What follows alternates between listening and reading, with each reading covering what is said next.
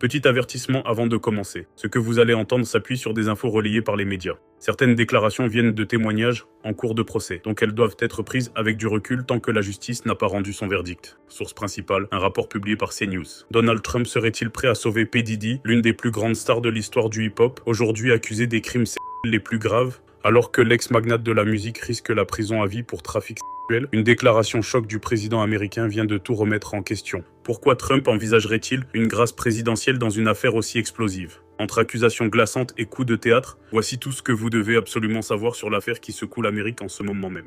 P. Diddy, véritable légende du rap américain et fondateur de l'emblématique label Bad Boy Records, semblait jusque-là intouchable. Pendant des décennies, il a régné sur le monde de la musique, accumulant gloire, argent et influence. Mais aujourd'hui, derrière l'image de superstar, se cache un scandale qui pourrait tout détruire. Le rappeur est accusé de crimes gravissimes, notamment de trafic sexuel et de violences répétées envers ses proches collaboratrices. Des accusations si lourdes qu'elles pourraient lui coûter la prison à vie. Mais comment l'homme qui incarnait autrefois le rêve américain en est-il arrivé là?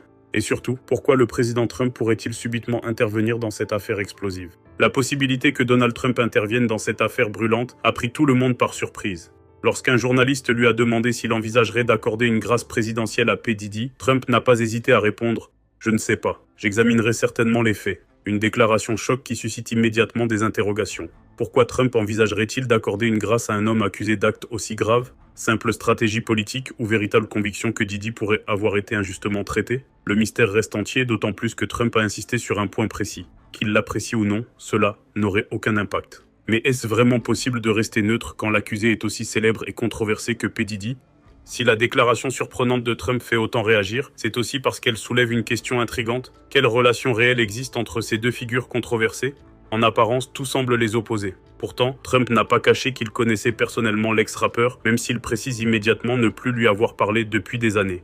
Pourquoi alors Trump envisagerait-il d'intervenir pour quelqu'un avec qui il affirme n'avoir plus aucun contact? Certains pensent déjà à une manœuvre politique, tandis que d'autres spéculent sur un passé commun plus complexe qu'il n'y paraît. Quoi qu'il en soit, la simple idée que Trump pourrait gracier Diddy ravive immédiatement les spéculations les plus folles. Mais alors, que cache vraiment ce rapprochement inattendu? Au cœur de ce procès explosif se trouve le témoignage bouleversant d'une ancienne assistante de P. Diddy, connue sous le pseudonyme de Mia.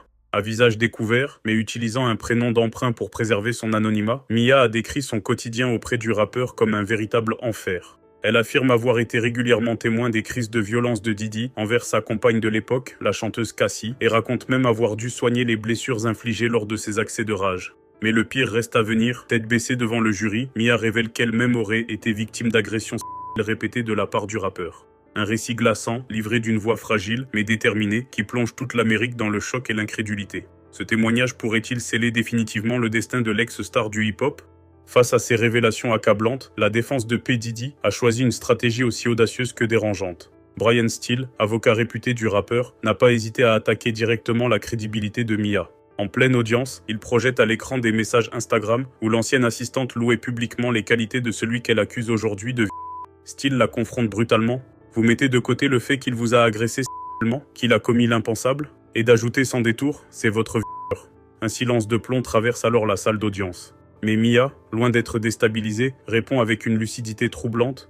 Instagram est un endroit où vous montrez à quel point votre vie est géniale, même si ce n'est pas vrai. Une réponse poignante qui soulève une question profonde. Peut-on vraiment juger la souffrance d'une victime à travers ses publications sur les réseaux sociaux?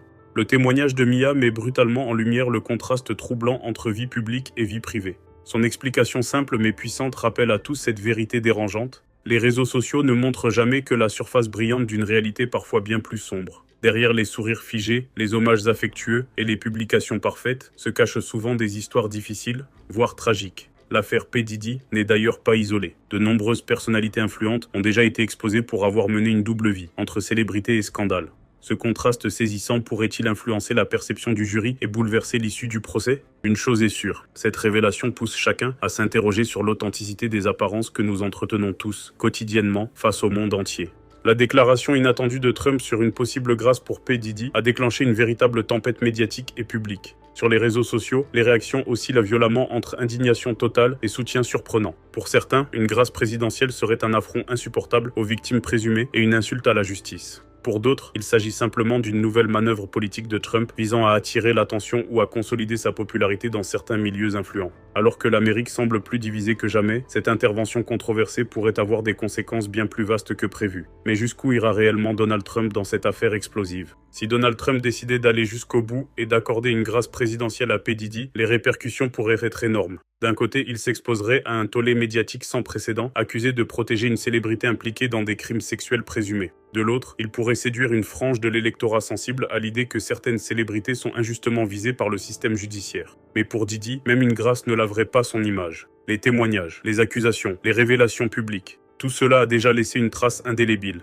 Qu'il soit reconnu coupable ou non, sa carrière et sa réputation sont irrémédiablement entachées. Cette affaire soulève alors une question bien plus vaste. Dans un pays où la politique, la justice et les célébrités se croisent de plus en plus, la vérité peut-elle vraiment éclater sans interférence? L'affaire P. Diddy n'est pas seulement celle d'un homme célèbre face à la justice. C'est aussi le reflet d'un système où pouvoir, célébrité et influence politique s'entremêlent dangereusement.